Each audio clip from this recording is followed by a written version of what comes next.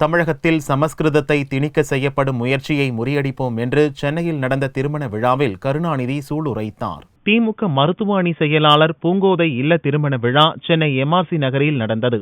விழாவில் திமுக தலைவர் கருணாநிதி கலந்து கொண்டு மணமக்களை வாழ்த்தினார். பின்னர் பேசிய கருணாநிதி, தமிழ்நாட்டில் பிற மொழிகளை திணிப்பதற்கான முயற்சிகள் இப்போதும் தொடர்வதாக கூறினார். ஆளும் கட்சியின் ஆசியோடு சமஸ்கிருதத்தை பரப்ப முயற்சி நடக்கிறது என்று குற்றம் சாட்டிய கருணாநிதி, இழித்துரைக்கப்பட்ட இந்த மொழிக்கு தமிழகத்தில் ஆதிக்கமா என்றும் கேள்வி எழுப்பினார். தமிழகத்தில் சமஸ்கிருதம் திணிக்க நடக்கும் முயற்சிகளை திமுக முறியடிக்கும் என்று கூறிய கருணாநிதி, தமிழகத்தில் வடமொழியை திணிக்க நினைத்தால் தமிழர்கள் ஒவ்வொருவரும் சவுக்கை எடுத்து கிளர்ந்தெழ வேண்டுமென்று அழைப்பு விடுத்தார்.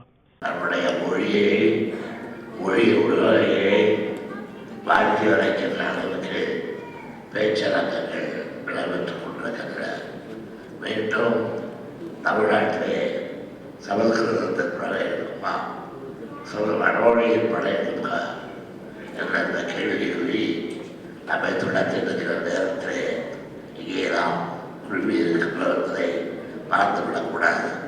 வடமொழிக்கு ஆதிக்கம், சமஸ்கிருதத்திற்கு ஆதிக்கம் என்றெல்லாம் பேசப்படுகிற காலம் அது. தூய தமிழ் மொழிக்குத்தான் செல்வாக்குகிறது.